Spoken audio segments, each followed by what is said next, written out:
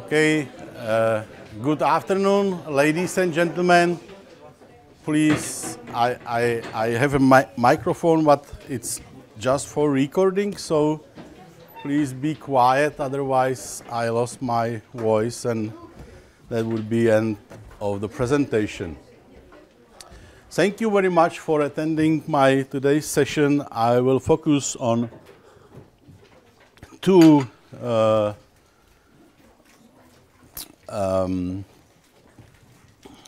different areas, but both are related to security. So our session today is about security. Of course, that's very important part of IT, especially here in European Union, where we see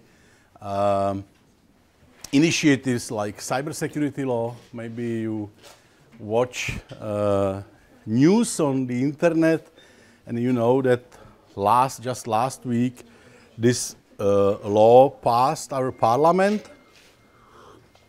I'm pretty sure that they have no idea what does it mean, but they just vote for it. So it's now valid. That's a cybersecurity law. And you probably also know about GDPR, which is going to be valid even without confirmation of national parliaments. And that's the other part of my today's session. So first is focusing on migration and sharing, which might sound a bit strange nowadays because you hear about migration during last 2 years, but this is not a migration you can see in news. So that's my first point. Please don't mismatch this. That's not about the people who are migrating.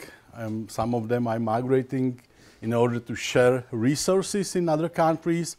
This is about totally different migration. The best example comes from hospitals, but university is let's say, a second best example.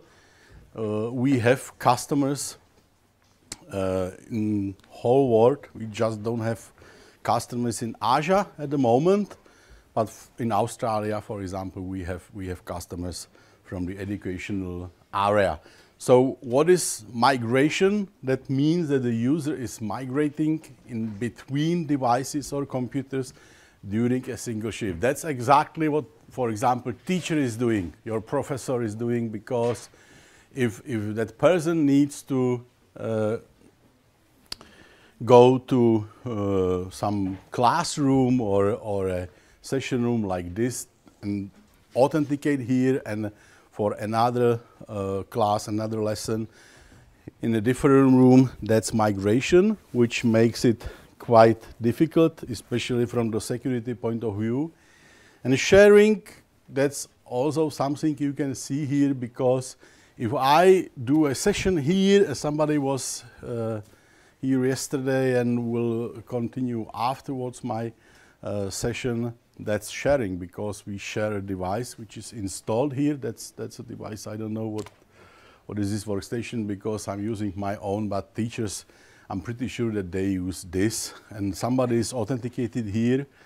Again, I don't know who is authenticated here, what access that user account has, what I can do here from this computer, what I can do with files which are on the computer, etc. So this is very, very important. And I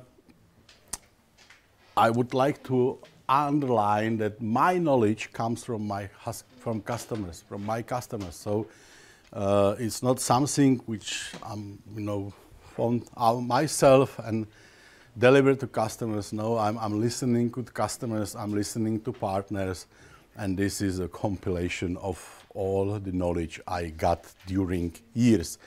In hospitals, it's sometimes quite funny, because you can be there just for short time, not as an inpatient, but you can visit a clinic, for example, and at the end you got a paper which is information about your, I don't know, medicine or whatever you get.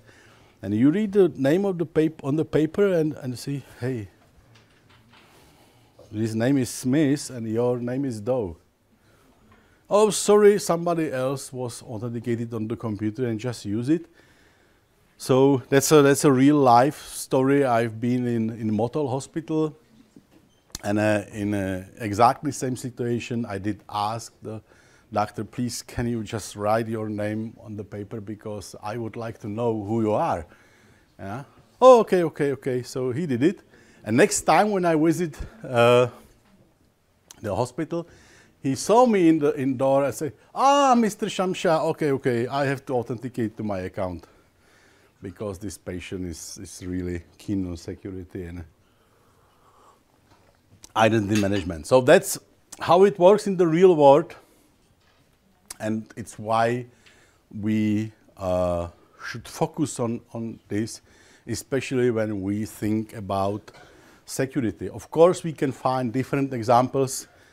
Pretty close from your university is the Prague airport, and there is a company named ABS Jets. That's when you get rich and you buy your own jet, you probably will let them to service your jet. That's exactly what they do. And they use computers in a very similar way because everything they do on each aircraft, they have to record. Yeah? So that's like in a hospital during an operation. At this company, they change a small screw or they change the whole engine, doesn't matter. They are passing through in the hall and then passing around the computer. They authenticate and record what they do. So they migrate and share. So even we talk about hospitals and schools, we can find such examples in real world. So what are the issues when you migrate and you share? That also means that you have to authenticate many times a day, or the user has to authenticate many times a day.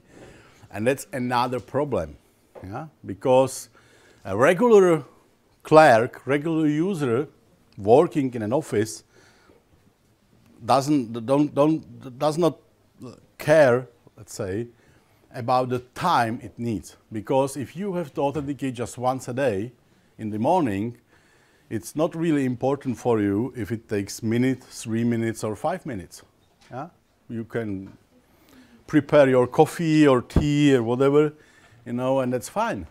And then you work, the computer is yours. So if you have to leave for a lunch or a cigarette or whatever, you just leave the computer, it's yours. Nobody is sharing the computer with you. You return, you continue. Yeah? That's how, for example, Microsoft is designing all their products. Yeah? It's why hospitals are not happy with this approach. But of course, this is not just a Microsoft approach. Other companies think in a similar way. If you migrate and share, that means that you need to authenticate 10 times a day, 20 times a day. If you multiply this number by just 3 minutes, then it's an hour or an hour and a half. And of course, if we see this from the point of view of the organization, that's also an economic problem because you pay somebody and he does nothing for 60 minutes, 90 minutes, just waiting. Yeah?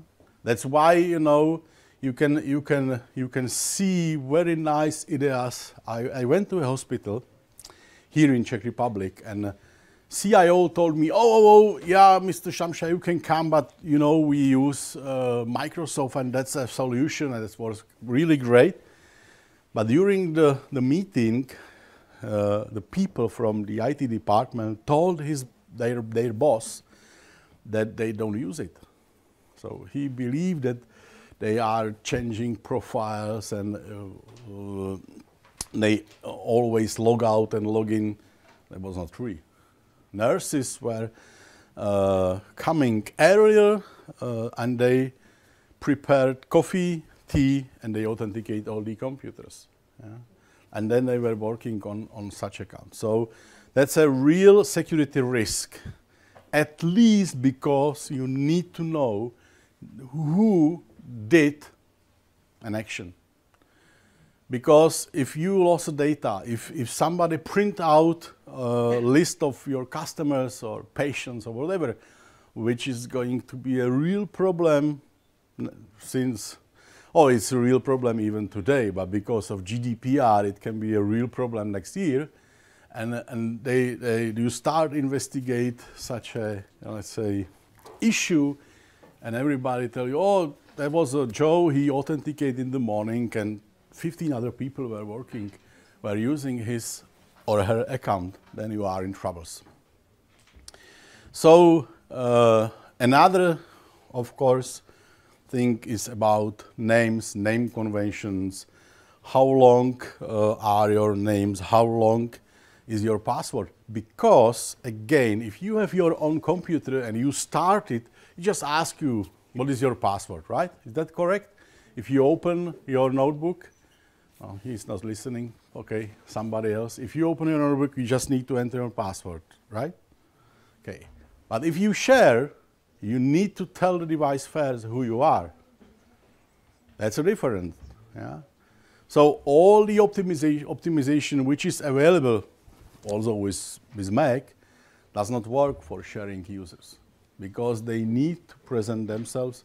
Hi, I'm Václav. I'm not Joe. Joe is not here anymore. I'm Václav.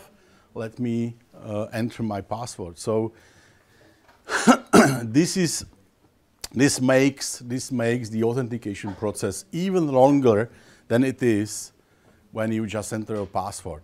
Seconds, minutes. If you multiply it by 20, 30 times a day, it gives a very long time loss.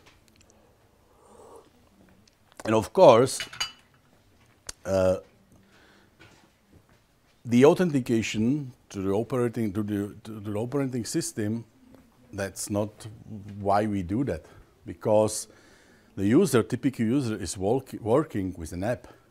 So if you can see the desktop, it's nice, but nobody works with desktop. People are working with so-called mission-critical apps. So the whole authentication process ends when we talk about time, when you can, I don't know, work with UIS system, which is mission-critical system here at also University of Life Sciences. Sorry, that's a new name for me. Yeah. So it's much better not to leave the system, but to switch to other user, than to close everything and start the whole thing again. Yeah. Of course, my other examples are, some of them are funny, but that's exactly what the typical user, what the regular user is using. Yeah. And as I mentioned before, when you see what companies like Microsoft, like Apple, like Micro Focus, what they do for such customers, nothing. Discounts, that's it. Because, you know, if you see a hospital, it's always good to know if anything you are going to do can really work. Yeah? So if you want to start your own business, by the way, who is running own business already in this room? Don't worry, no, I'm not going to report it to anybody. Nobody? Okay. When you start to run your own business, it's always good to have own money. Yeah? But it's not smart to spend your own money. Then you can lose everything. It's far much better to prepare a project and ask bank if they will give you some funds for your own business. If they read your project and say, no way, then you should think again. Because that means that your project is not good enough. And that's, you know, like with these systems. You see today many people, more people, who of course are afraid that their projects are not good enough. What they do, what is the solution? They ask government for funding because it's easy. instead of making your customers happy, and if you would be a CIO, for example, who is your customer? Your user. If users don't like you, that means that you do something in a, let's say, you can do it better. Yeah. So if your customers, your users don't like what you do, that you should think about even you get money from the government, and it's very easy to make some government clerk happy. It's much easier to make than to make real customers happy. So why hospitals, as a good example, are always asking companies like Microsoft for discounts? Because for a regular price, the stuff doesn't make sense for them, because it does not provide them with a service they need. That's very important thing. Yeah? If you see how it works in hospitals, so if they are paying, let's say, some breeze monitoring device or whatever, they pay full price, because that's their mission and that's a way how they earn money. Yeah? If they keep a patient alive longer, they get more money from the insurance company. Okay, so it sounds it sounds not really, it doesn't sound really nice, but that's a reality. Yeah? So if you do something your customers, your users really need, then you can charge them for a regular price. Otherwise, it doesn't work. Sometimes people believe that good solution for migration and sharing are terminal services. But that's not a good solution, because terminal services, that's just a virtualized computer somewhere. It's from the user point of view, it's exactly same like my own computer. I just can connect to it from virtually anywhere. So for me, that's perfect, because my context, I'm working in a single context. I'm Václav. I work on my projects, on my offers, whatever. So if I connect to my office from here, I can continue writing next sentence in the office I've been writing before I drive here. But if you migrate and share, why users are migrating and sharing? Because they work in different contexts. Yeah? When you use different classroom, that means very probably, in most cases, that you learn students different lesson. You start with mathematics, then you continue with biology or whatever. That's a different context, different software, different presentation. It doesn't make sense to return to something you did yesterday. Same with doctors, because a typical doctor, when he or she start in the morning, they do something different than they did a day before. Yeah? So terminal service is not a solution for migrating and sharing users. That's a very good solution for traveling user. But migrating user and traveling user, it's not same. Yeah? Like I mentioned on my first slide. Yeah. Oh, these are different technologies, also well known. In fact, you know, I use Microsoft quite often as an example. But if you see Windows, Mac OS X, and Linux, those three systems, from this point of view, are same. There is no real difference. I'm not talking about reliability, for example. I'm not talking about power. That's a different story. From this point of view, they are same. So, okay, this doesn't make any sense. What is most important today? If you try to Google single sign-on, two-factor authentication, you very probably find thousands and thousands of different solutions. Yeah? there are projects running on some universities. For example, in Slovakia, I think 80, maybe 90% of universities in Slovakia, they use one product which comes from Mexico, and the most important feature of this product is it's free, costs nothing. Comes from, I don't know, University of Tijuana, not really sure. So, but what is important from the security point of view, the authentication is important, but logout is much more important. Why? Because users, they don't care.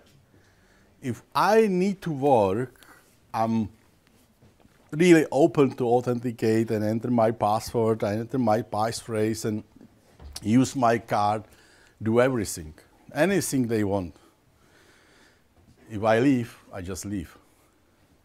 But there's a problem, because Gartner research says 2/3 of successful attacks are delivered by people from the inside. Yeah. Who will attack your account? Somebody who is sitting over there. That's easy. That person knows everything, except probably your password, but you know, you leave your computer authenticated, you leave for a toilet, and 5 minutes, that's enough for successful attack, definitely. Yeah? So that's a mechanism which is used, and when you see what is happening in the internet, you always read every single week about new phishing attacks against banks, clients. You hear about attacks against hotel reservation systems, against airline reservation systems. Why they do that? Who cares when I'm traveling, where I'm traveling, or at which hotel I stay? Because that's a way how they can learn something about me. Yeah? And once you know what is the maiden name of my mom, you can give a call to Apple support, say, hey, I'm Václav, I just forgot my password. Can you help me? Yes, but you have to answer a security question. Okay, go ahead. What is your mom maiden name? Bauer. Oh, okay, you pass. We reset your password. Can you imagine this? That's exactly what is happening. So I don't know who you are. Maybe you are students of information technologies. Maybe you are just interested in this. But if you are going to be a CIO or designer or programmer or whoever involved in this business, that's what you should think about, because that's much more important from the security.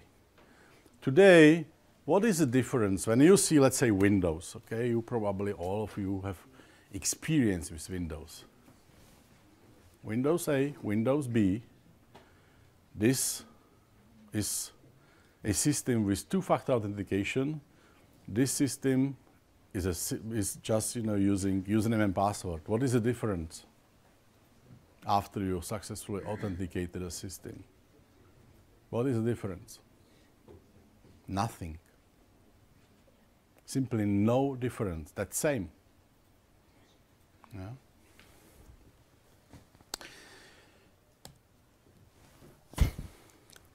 Before we continue, let me make a short note about tokens, because token is something you probably have because you need it to get a lunch in cafeteria, or you need it to open door or whatever.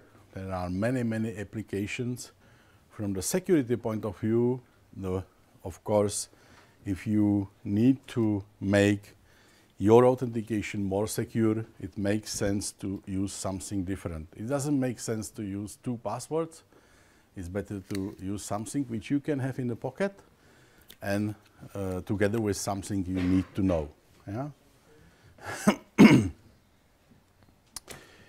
The advantage for migrating and sharing users is that the token can tell your computer who you are or your device. You don't need to click something, oh, I want to change the user. You don't need to enter your name, which is going to be quite long with Active Directory. That's something you will see in September. And no, you just touch the reader with a card, done. Yeah. So that's very good for users. If users will love your solution, then you can get closer to absolute security. Because what is a security? Imagine that security is a value. Here is 0 from your point of view. Here is 100%. Nobody can reach 100%, but it makes sense to get as close as possible to 100% security. If your security is 30%, you are in troubles. Okay, I already mentioned that at the operating system, it doesn't make sense if we talk about Windows, Mac OS X on some desktop or app or a laptop, or if we talk about the mobile device. Probably all of you here in this room, you have some mobile device. If we authenticate to the system using really secure, we can work with fingertips, we can work with eye scan. By the way, I don't like it because I can change my password 10 times a day. I can't change my fingertip. This technology is not available at the moment. I can't change my eyes, so I don't want to use this for authentication, and I'm not really happy that US government, for example, is collecting this data. If you visit United States or you are from United States, they have it. Yeah? Who was in United States during the last 5 years? Okay, so you know what I'm talking about. They take all your fingertips and eye scan. That means that they can use it for authentication, for fake authentication. Because nobody knows what is the format they use, and that's, by the way, the most important and most sensitive problem of biometry. Yeah? Okay, so security. In fact, from my point of view, for example, I don't care about my desktop. There is nothing important. Everything which is important is held by service providers I'm using. Document management, information system, etc., etc. So what we all need, we need such a service providers which understand the information they can learn from authentication systems, from identity providers, and they should work with. Let me give you a cloud example, because today many universities, school, companies are migrating to clouds. Have you ever heard about Office 365? You probably work with that. Google Apps, yeah, etc., etc. The problem which is related with such services is with authentication. Because these providers, they don't care. Once they learn who you are in, and you can touch everything which your organization is using.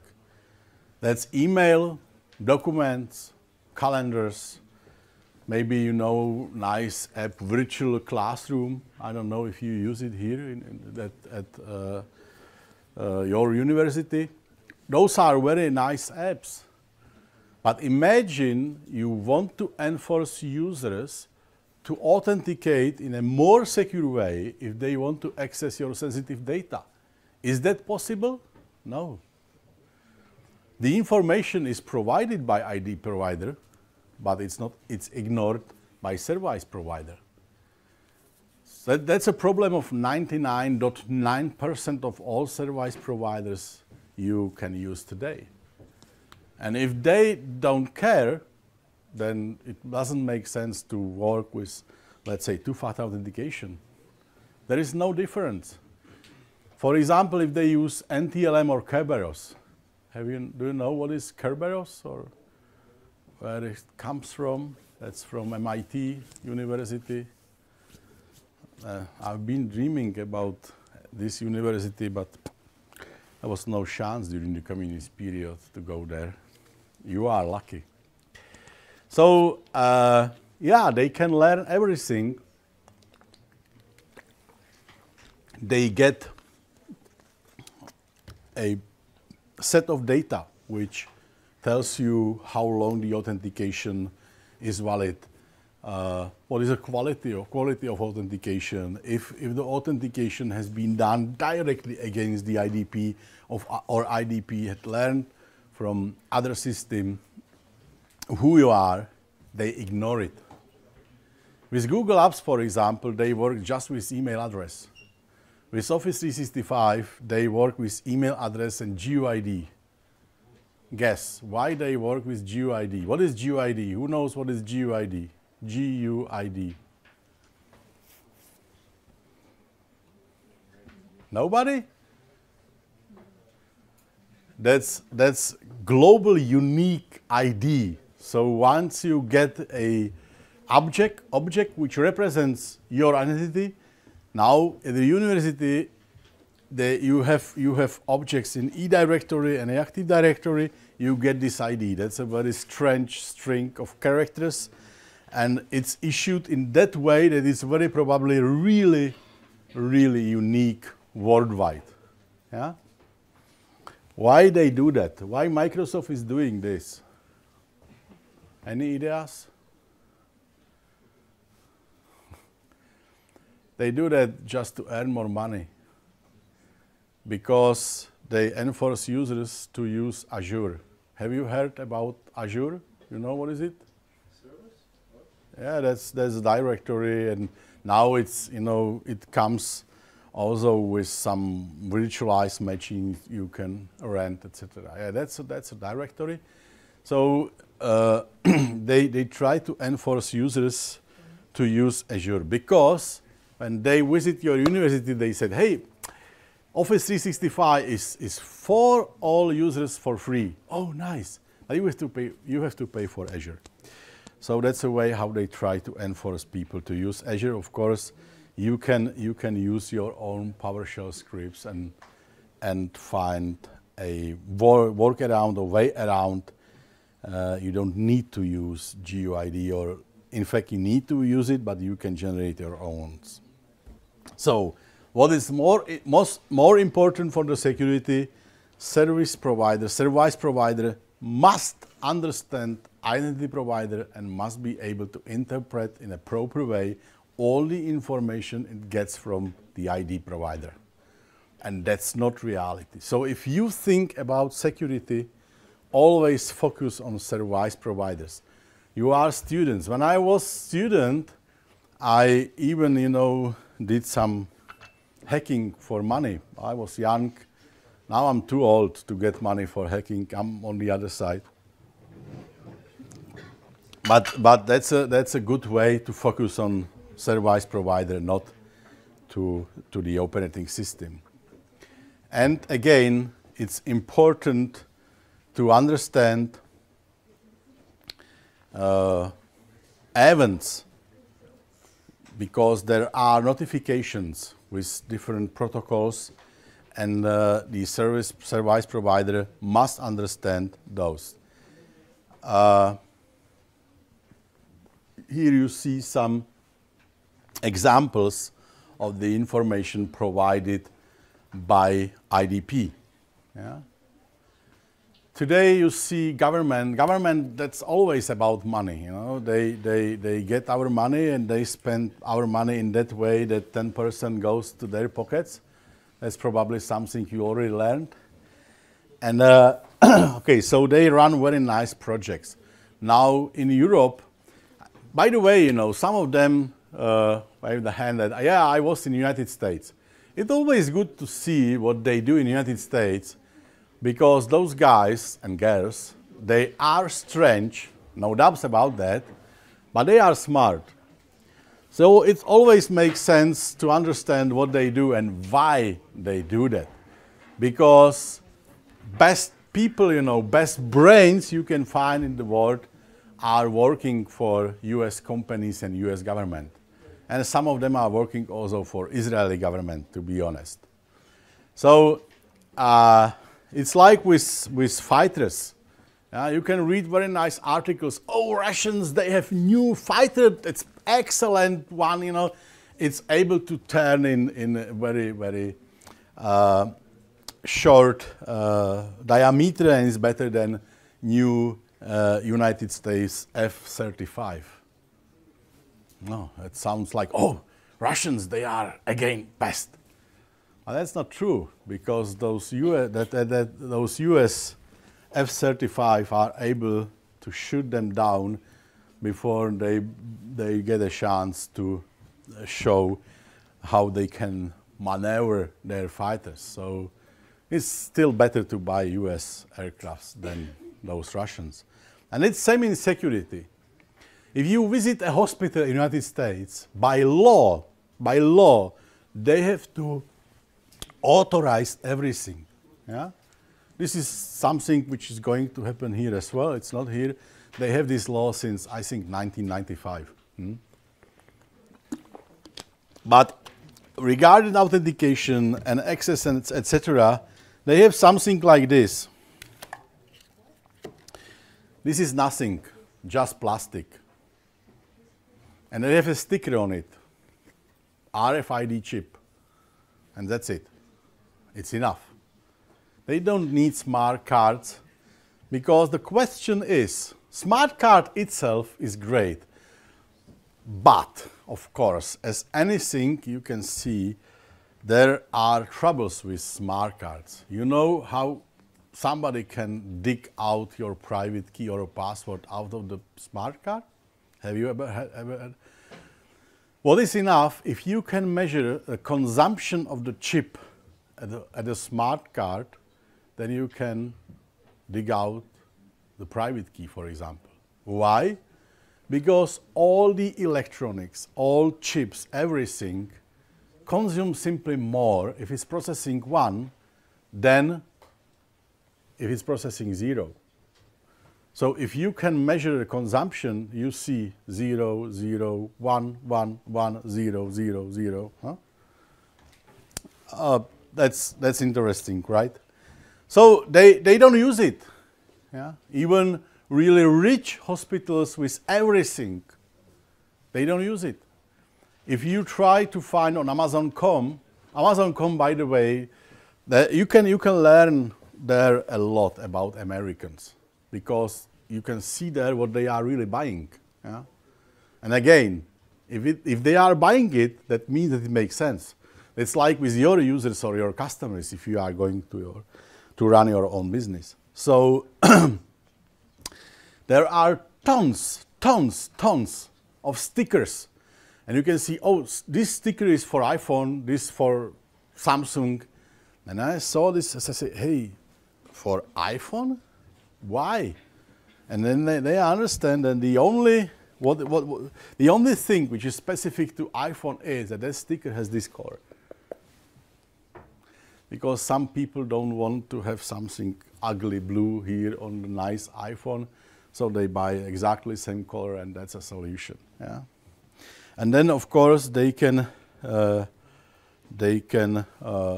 use a phone like a card like this, and it works because the chip is here. Yeah? So that's how it works with devices and with other stuff. Now it's a demo time. I'll show you how it can work in the real world. Just need to start my Okay.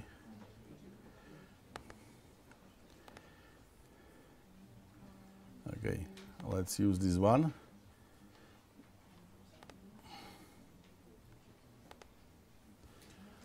So now I have Windows 7 workstation in so-called default user on kiosk mode. So this will start automatically, hopefully. No.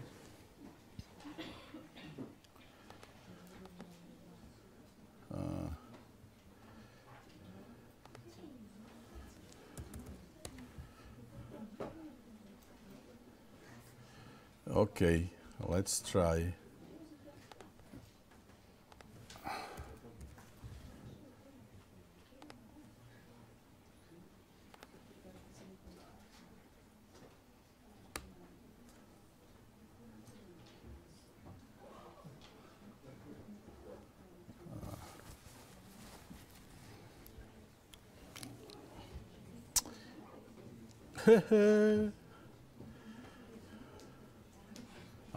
I try different workstation, that would be easier. Let's try, let's say, this one.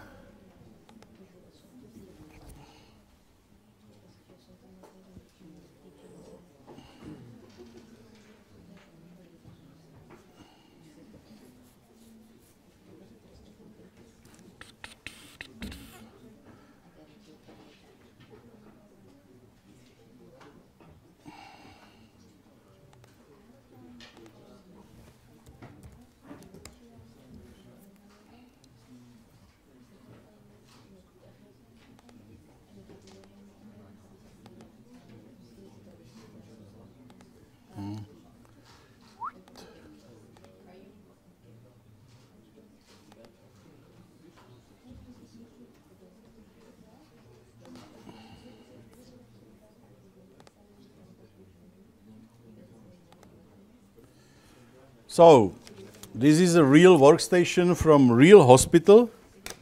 This hospital is our first customer, and let's say we've been working on a solution together. And if I touch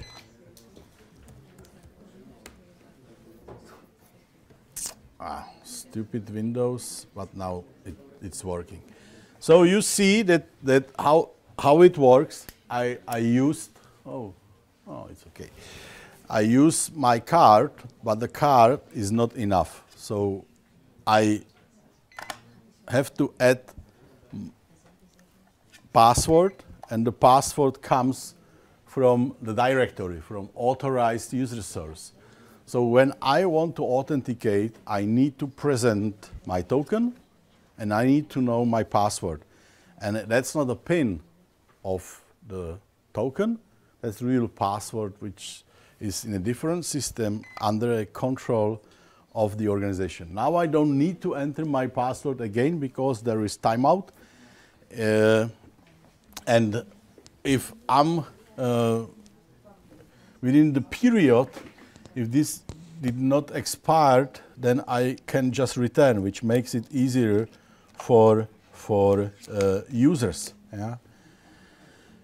Also, because I present my password and my token, my authentication is two-factor. It's here visible on the icon of the client, and now I can try to work with some system, like, for example, this. This is email system which is used here at the university still. And I don't need to authenticate using my name and password. That's how SSO is working. I can also try to work with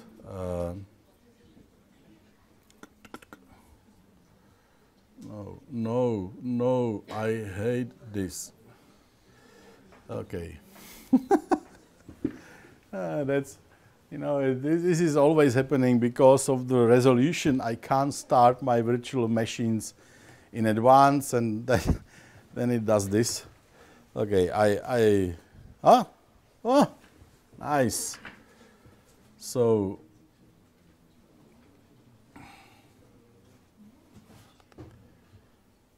here is a nice demo. That's PHP demo, very easy, and it shows I don't have the card because this is demo. My timeout is pretty short, so now it says I'm still in, but my two-factor authentication is not valid anymore.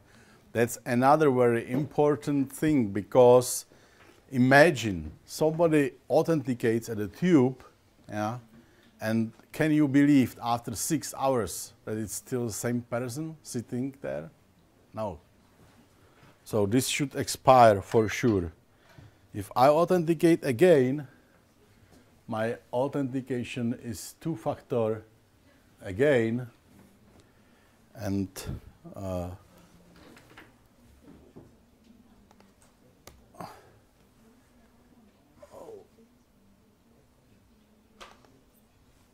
where it is? Wow. New version of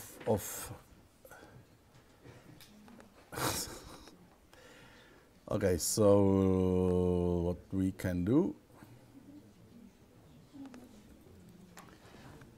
maybe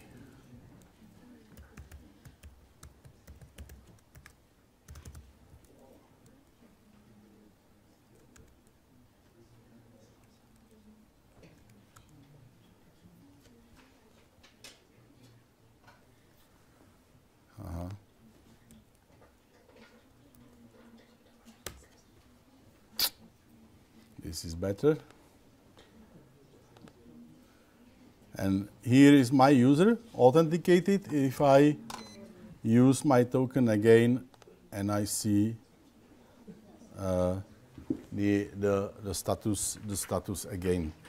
I need to sort out those issues with a browser, updated browser. So, okay, let me continue with the second part of my session, and then at the end I try to fix it.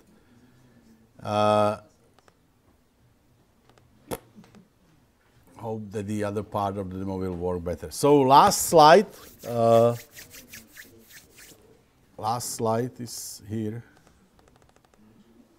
Questions? Any questions? Comments? Complaints? Nothing? It's like a card with your personal information. No, no.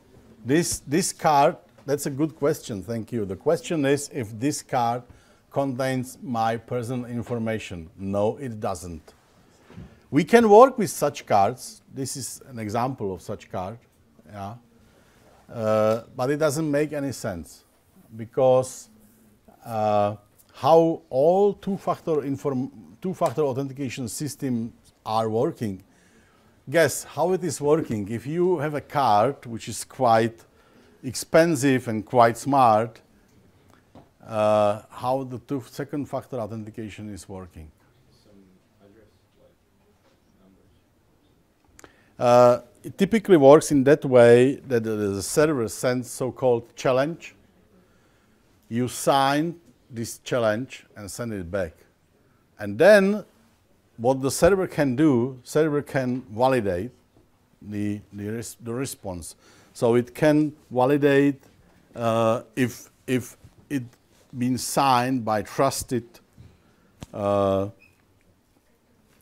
certificate, in fact, and if it's valid in a matter of time. And then they quite often just look if the SHA-1 information match information stored in the user database. That's how it works. Yeah. So this stupid card is working in a similar manner, but it's just combined with the information which is already in the user database. So that's there, and you know that somebody who sits here has the card and knows the password.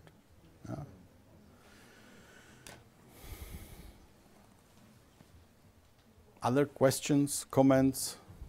So you have to put it all the time? It depends. You know, that's another good question. Thank you for that. The question is, if you have to use it all the time, it depends. It depends on service providers, because a good IDP can accept different authentication methods. So if you work with IDP, you can authenticate using username and password, or you can authenticate using a card, using fingertip, whatever. Yeah? The question is if it's enough for your service provider, yes or no. If it's enough for you, yeah? That's a question. So, of course, if you work with a system which contains really sensitive and valuable data, then it makes sense to authenticate all the time with a card and reject any authentication which is not two-factor or not trusted. If you want to work with an email, who cares? In fact, you know, in many organizations all around the world, 65% of business logic is in email. So email is very important. But yeah, here at the university, that's about Office 365, for example, because what would be nice if I can let you work with email, just easy name and password, but if you want to work with files, with documents, you should use better authentication. And that's not possible. That's not possible with service provider. It is possible with different IDPs, this one or I don't know, Shibboleth. Yeah? It is not supported by service provider. And last week we had very nice discussion with a lady, and she is working at San Diego State University. She is head of IT at the part of the university which is, let's say, the name is, I think, technical sciences, something like that. And she told us a very nice story, because at the beginning, the university been using Google Apps as a cloud solution. Yeah? They already have something like GDPR. Yeah? So they went to Google and say, hey, can you give us a certification that your cloud is good enough for sensitive data? And Google is a very, very accurate company, very honest company, and they said, no, sorry, that's not possible. Yeah? What happened? Microsoft salesman visited the university and promised them everything. Have you ever heard the nice phrase about Microsoft that nobody can deliver you what Microsoft can promise you? So they promised the university that not a problem with our cloud, you can have certified storage for your documents. So they switched to Office 365 and say, okay, now those sensitive documents, and Microsoft said, oh yeah, you need to install local SharePoint and store all the documents there, and that's the certified storage. So that's how it works. Any other questions? Ask. Today, answers are for free. Yes? Excuse me, there is. How secure is the Moodle? Moodle? That's a good question. Yeah. The question is, how secure is Moodle? Moodle is service provider which supports tons of different integrations and authentications. So I don't know if you ever try to manage or administer Moodle, but Moodle works in that way that you can activate 10 different modules.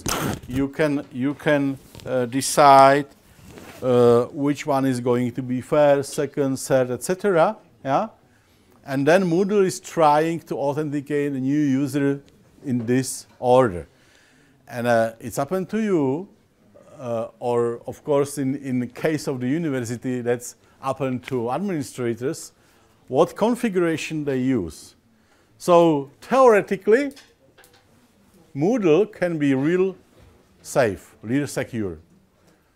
But how it is in, I don't know, the Moodle you are talking or thinking about, that's a question. Yeah? And that's a security of online access. Of course, then you can ask me, what is the security of data, which Moodle is keeping somewhere? Because you know who is Larry Ellison? Who knows who is Larry Ellison? Larry Ellison, who is this guy? He is a little bit older than me, looks better than me. Who is him? Larry Ellison. Hey, come on, you don't know who is Larry Ellison? He owns a company. And the name of the company is Oracle. Yeah. Have you heard about Oracle? Yeah? Okay, fine. This company is owned by Larry Ellison. And this guy been interviewed by some journalists, and the question was, what do you think about cloud? And the answer was, cloud? What is that? I know about computer on the other side owned by somebody else. That's a cloud. So even if you use Moodle in cloud, you don't know where the data and how the data are handled, or is handled, sorry. So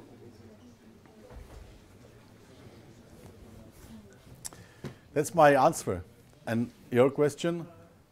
If you think that new ID cards, which will be released next year by Czech Republic government, will be good for authentication?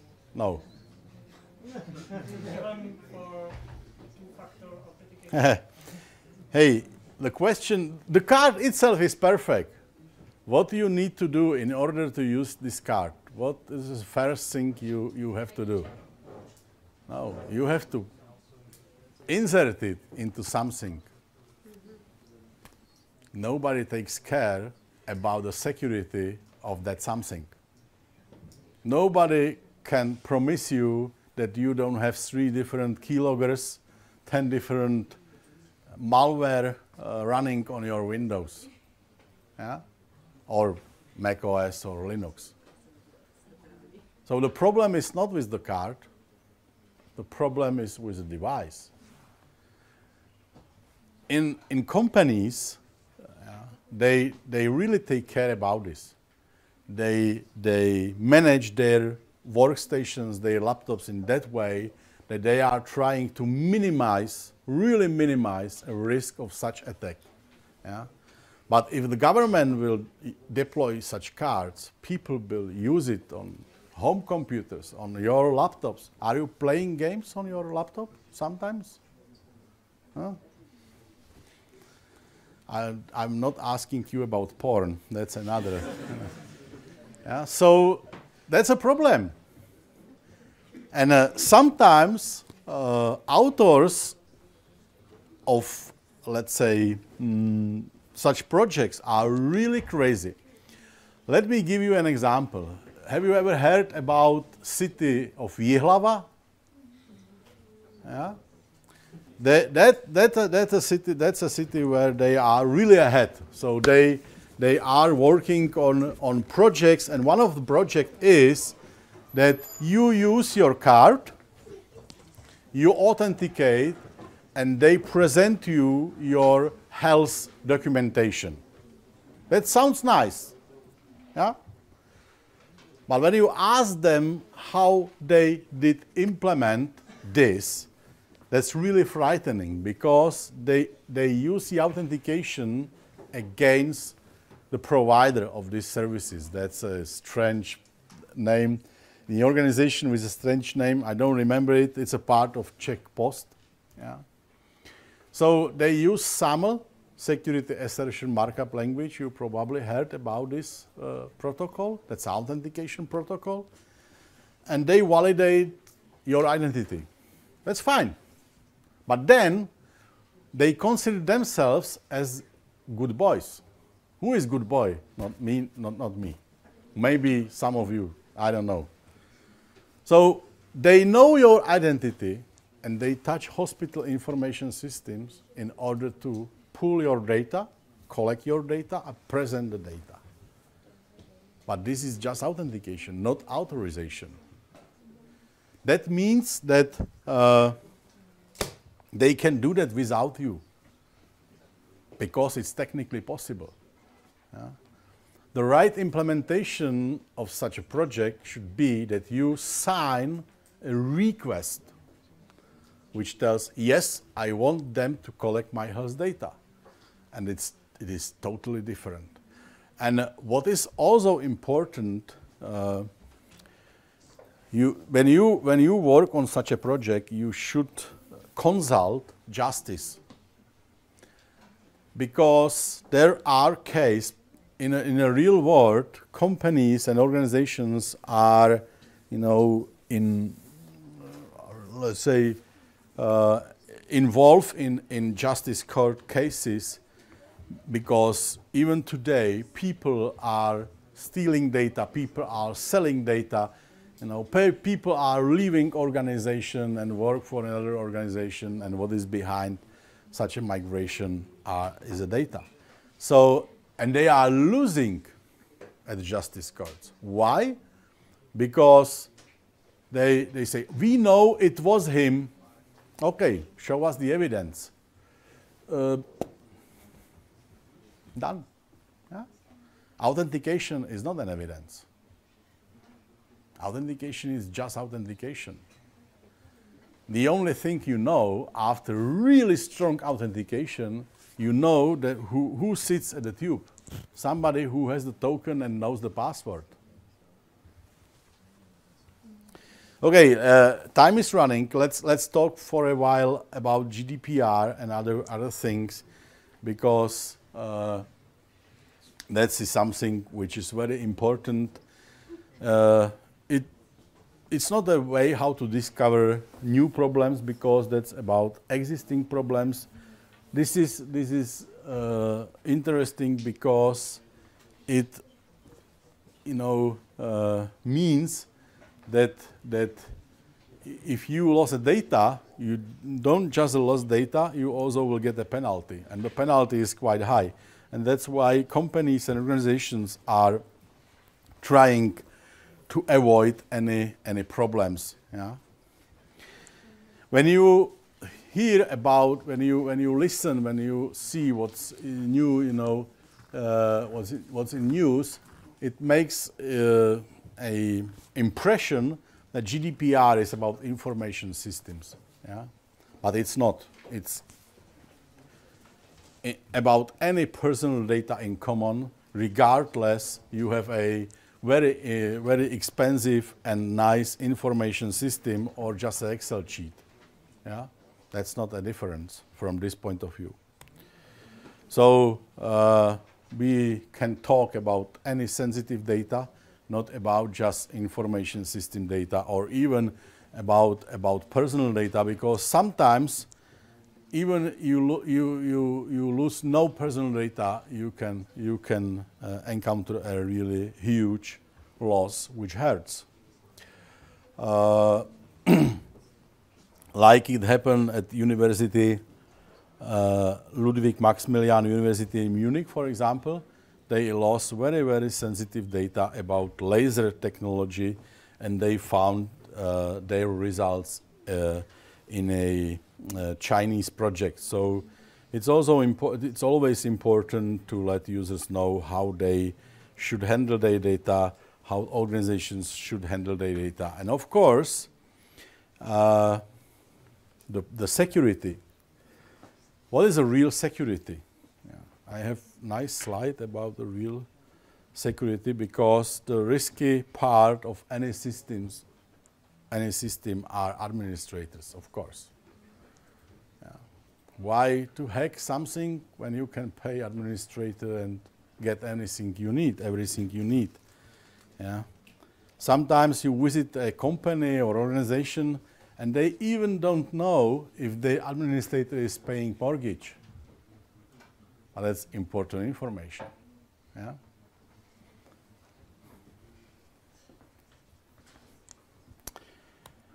Okay, question. Guess. which one is correct, which one works.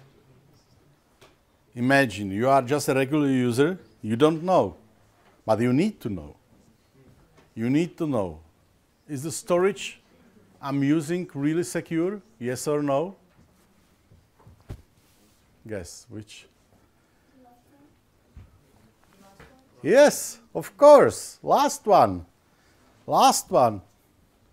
If you tell the administrator that you lost your password and he or she is able to help you, then the system is not secure. Definitely, because that means that that person can help himself or herself. Yeah? So, of course, you can trust your administrator, then it's okay for you. But if we talk about real sensitive data, the administrator should not be the person which can do everything. That's very, very important. Again, as it was mentioned before, 2/3 of attacks are delivered by people from the inside. Yeah? It's easiest. It's easiest. It's easiest. Yeah? Users, they usually don't know. And that's a problem. In the United Kingdom, for example, I visit a company which is involved in a military business. They provide some parts of cruising missiles. That's a really serious thing, you know, cameras and doors and everything. And I visit the CIO and I ask him, hey, what about your users? Oh, they know everything. I say, okay, can we just go out and ask the nice lady who is sitting in front of your office if she knows that she should never ever use the password she is using in the company for her Facebook account? Yeah. Guess what was his answer? No, don't ask her. That's not necessary to ask her. Of course. Yeah. If I ask you, hey, golden rule says one password just once. Who does it this way? Who? One password once. I do it this way, yeah, because I'm crazy. I do not believe anybody. I do not believe even myself. Yeah. It's also important to use strange passwords, because if your password is not strange, it is in a dictionary. Dictionary ethics are very easy. Yeah. So, problem is, if we think about the secret, what is secret? What is secret? That's a very important question. What is that? Yeah? Oh, yeah, there are dark secrets deep inside each human being. That's a different category. But what is a secret? The difference in between secret and public information is that a secret you share with a limited group of people. In fact, if you think about the password, even a password, if you use it just once, you share. With whom? With whom you share each your password? Right. You are a good student if you are a student. Oh, really? He is right. Because how it works? You provide your password, and the system on the other side checks if your password is correct. That means that the system knows your password. Of course, then it depends. Some systems, they don't keep your password, they keep a hash. Why they keep a hash instead of the password? Huh? Because you don't want to share your password with administrator of that system. That's a way how to solve this. Yeah? Because there is no way how to find the original password out of the hash. Of course, that means that your password must be long enough, because on the internet you can find reverse tables for different hash mechanisms, and of course those are available, let's say, till for passwords 7-8 characters long. So if your password is shorter than 7-8 characters, you can reverse, or the administrator can reverse your hash and find what is your password. And then such administrator can have a lot of fun.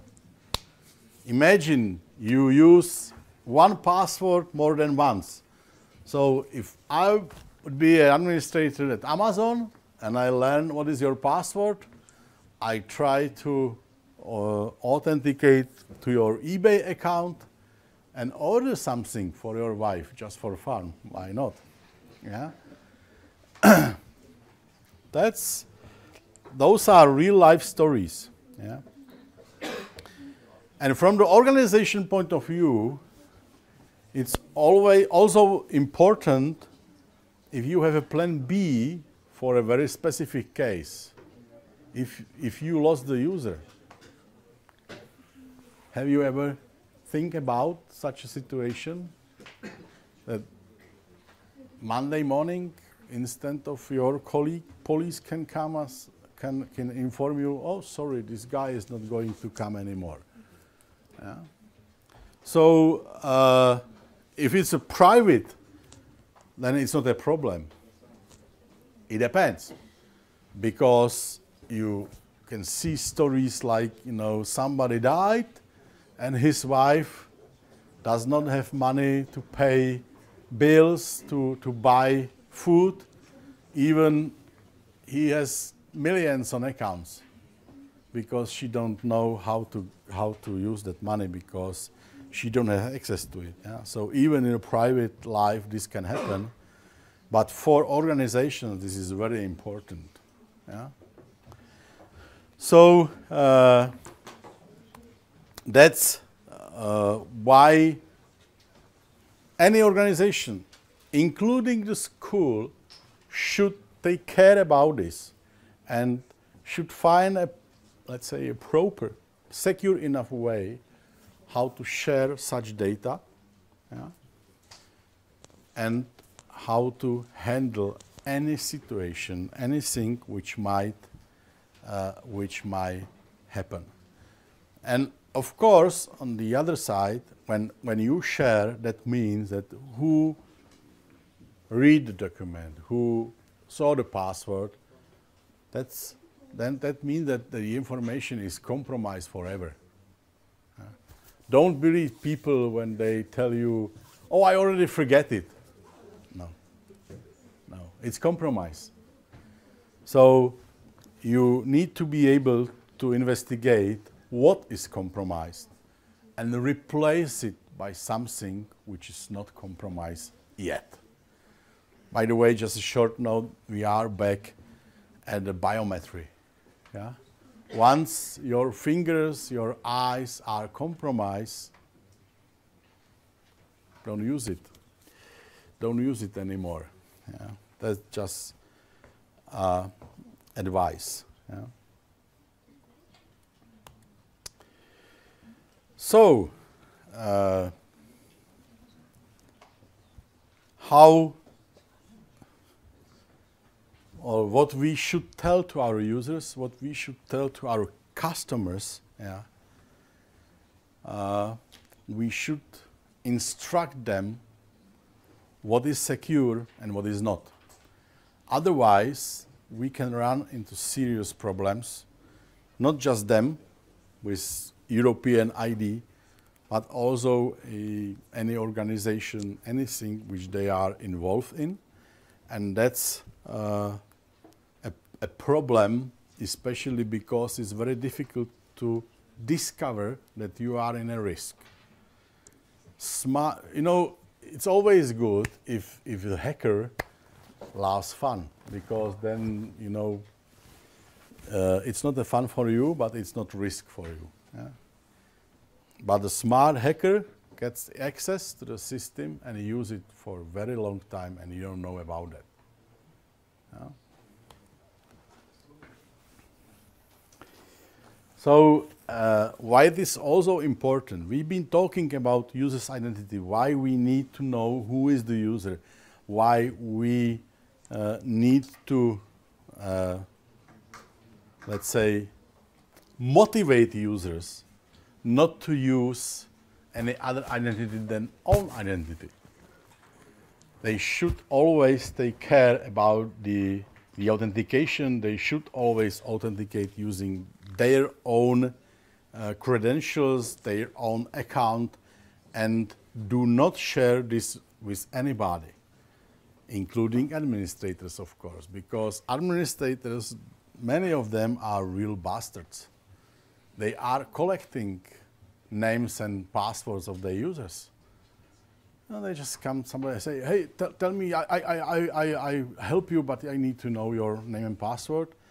And then that puts users in a real risk. Yeah? So these 2 points are about responsibility. I'm responsible user. So I protect my credentials, I protect my account. I know that what happened under my account, that's my fault, maybe. Yeah. And if I see anything which looks like a risk, which looks like a security issue, I report it. Yeah? That's very important to let or inform users about that. Yeah?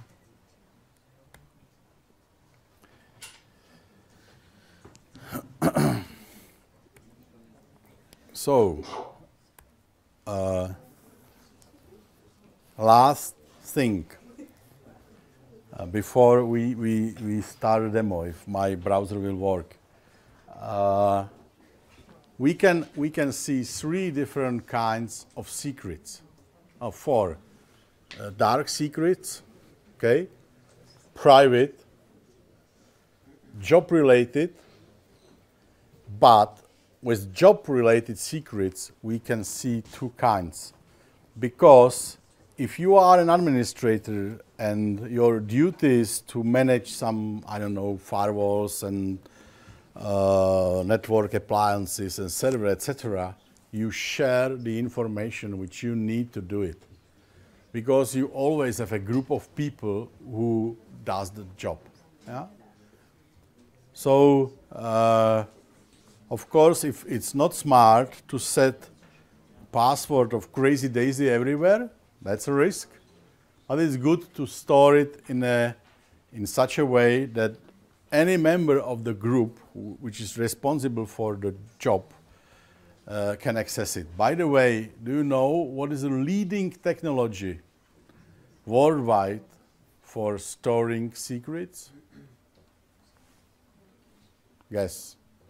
What is the leading technology worldwide for storing secrets, passwords, etc.? No, it's not paper, it's not cloud. No. No. Excel. Of course, Excel. Everybody has it, and you can protect it with password. It's Excel. Believe me, I'm not kidding. And you know which technology is second? Guess. It's more serious.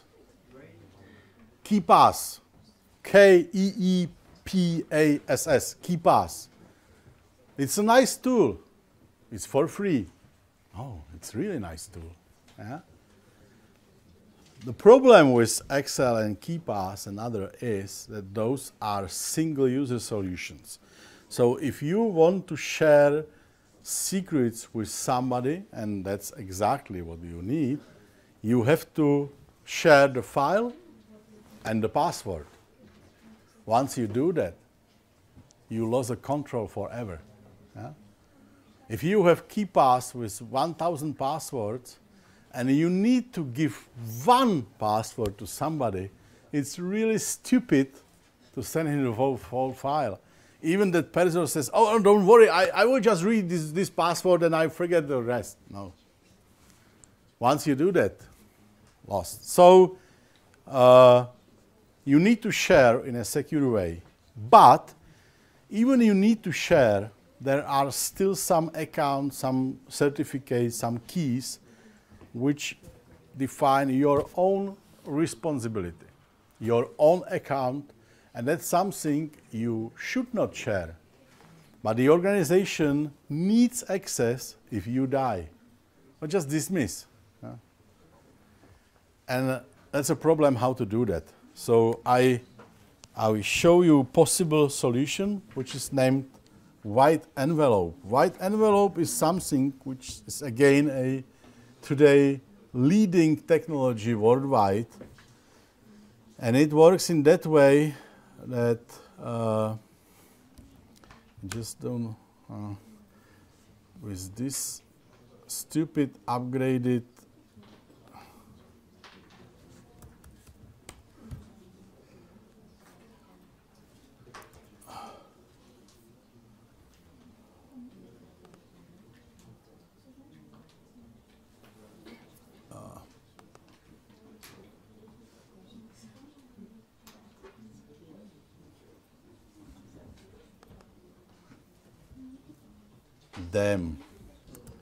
them. That's, you know, authors of the browsers, they believe that they can protect us.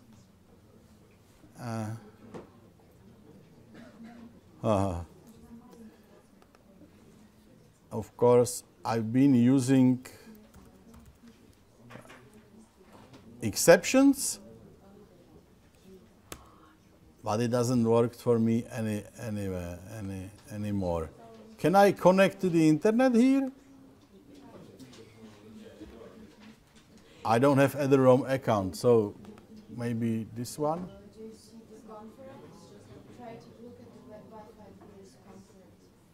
Conference? No, don't tell me your password. Hey. Conference is nothing like that.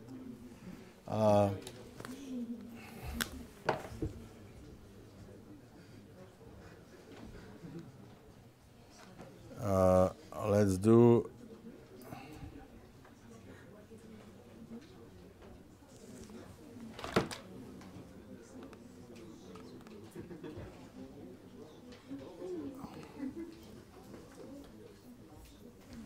ow.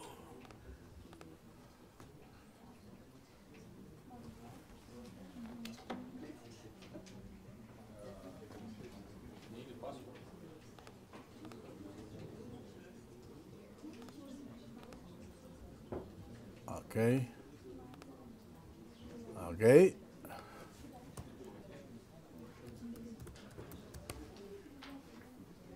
I show you our real system. So, by the way, you see, now I'm in TDP. You see that I had to connect to VPN first before I touch this. Why? Why this system is not exposed to the internet? Any ideas? You know how Google is protecting the... Yes, idea?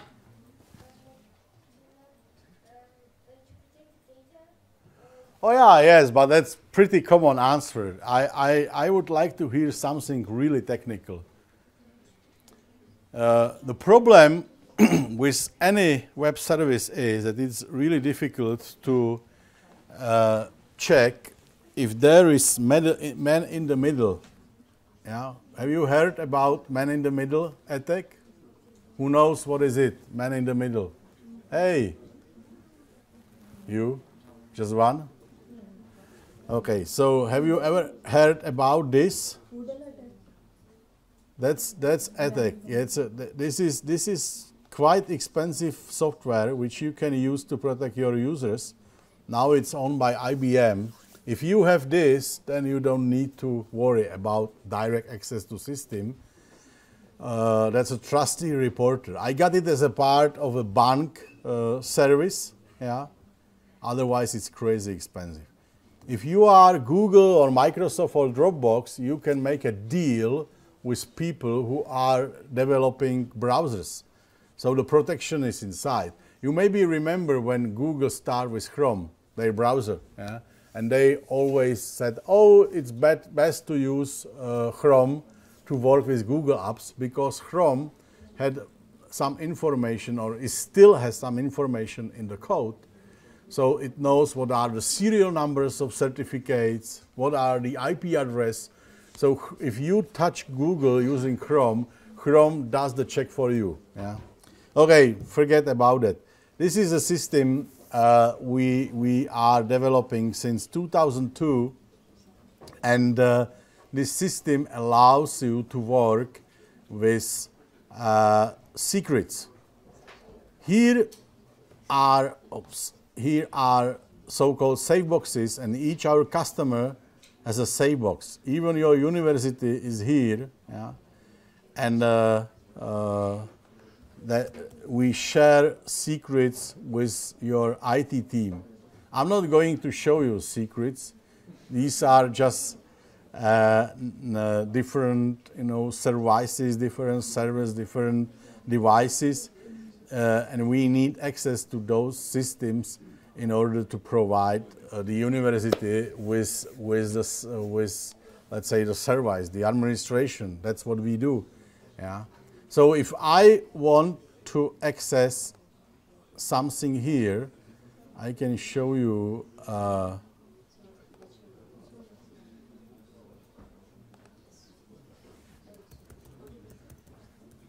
I have to enter a key. That's a password-based AES to see the secret. And you see, by the way, this is a high-quality password. It's not in any dictionary. It's long enough. It's really nice. Just difficult to remember. Yeah? So anybody who has access here can work with the content of this safe box. If I add user, then I give access to the user. Yeah. The difference in between such system and file systems, cloud systems, how access rights are working in a file system. Have you ever tried to hack file system? Have you ever tried to remove hard drive from your computer and connect it to other computer? Did you try? It's working, right? And you get administrator access, right? Is it secure? No, of course. In a system like this, each single record, each line you can see here is encrypted separately. It's properly salted, padded, and encrypted.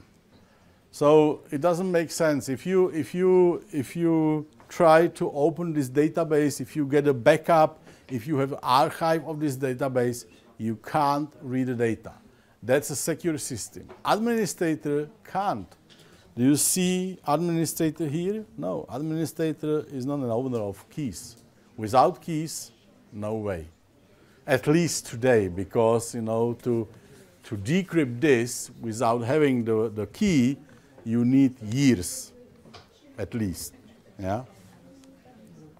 So this is the way how it can work, and of course, that's also a way how you can protect your administrators. That's my last point. Why I say that this is the way how you can protect your administrators. Because if I would like to get all the data of all the people working at the university, will I ask you? No. I will ask somebody who is a member of administrators group. And of course, I can motivate him in two different ways. You can motivate people in a positive way, like, hey, I give you nice money. Or you can motivate people in a negative way. And what is a negative way? You'll send a gift to his wife. Hey, you are really smart as well, you know. Yes! You tell him, I know where your kids are going to the school. So administrators needs a protection. That's exactly same situation like if you visit a bank, yeah, and on door you see a note. All safes are protected by time, by locks with timeout. So you enter the correct code and you have to wait. Yeah. So you can ask somebody who is working in the bank, enter the code, otherwise I kill you. That person does it and nothing happened for 30 minutes, for example. That's an excellent protection. That's a way how they can do that in order to protect their lives, but it also does not give access to the attacker. So this is something we need in IT, because as an administrator, as somebody who does anything for a customer, friend, whoever, you don't want to be a guilty person. Because without such protection, administrators are always guilty. You have access, you are guilty. Yeah. So this is the way how it should work. Time. Oh, it's a time. Any questions? Comments? How many data can be stored in this? How many data can be stored in this? Terabytes? I don't know. But that's a good question. It reminds me about another golden rule. You should always separate real data and rubbish. It doesn't make any sense to protect rubbish.